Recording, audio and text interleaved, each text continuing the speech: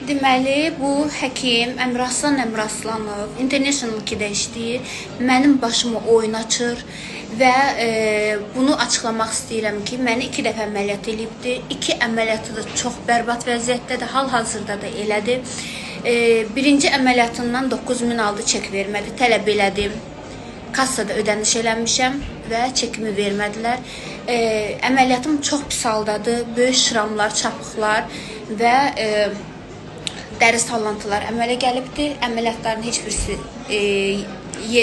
şeydə qalmayıbdır, yerində deyil, çox pis haldadır. Və ikinci əməliyyatından saldı. Mənə dedi ki, heç yanında paylaşım eləmə, mən sənin əməliyyatını düzəldəcəm. İkinci dəfə əməliyyat elədi məni, 5000-də ikinci əməliyyatından aldı. O əməliyyatda da bədənim çiklənmə oldu, çox pis hala saldı. Yəni, elə bir vəziyyətdədir ki, biabırçı haldadır, göstəriləsi yerlər deyil, bütün bədən şəkilləndirmə eləmişəm, bütün bədən şəkilləndirmə və nəticəsi dəhşət dərəcədə pis gündədir. Və mən bundan pulumu tələb elədim, 14000 manat pul ödəmişəm 2 əməliyyatımla bir yerdə və çek verməyiblər, bunlar vergidən yayınırlar. Pulumu tələb elədiyim halda bu insan götürdü mənim əməliyyatdan öncə çəkilən geyimsiz şəklimi, həkimdir, bütün həkimlər əməliyyatdan öncə do iposi şəklini çəkir və bu şəkli götürdü, paylaşdı sosial şəbəkədə. Paylaşdı, üzü açıq şəkildə geyimsiz. Hansı xanımı geyimsiz paylaşmaq olar? Yəni, kim icazə verib ki, bu həkimə belə öz başına hərəkətlər eləsin, şantaj eləsin?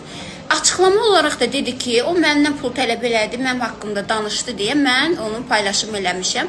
Mənim haqqımda heç yanında danışması, mən onu paylaşmayayım. Belə şantajla məşğuldur bu insan. Və mən bundan tələbim odur ki, bu insandan, bu qəssab həkimdən mənim pulumu versin.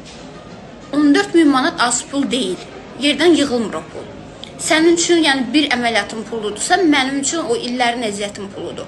Mən 14000 manat pul vermişəm, bədənim pis haldadır, üzərindən məni şantaj eləyir və şəkillərimi yayır. Məni bütün Bakıda biabır eləyir bu insan. Üstündən də ki, gəlir, məni verir məhkəməyə, bunun haqqında danışdığıma görə.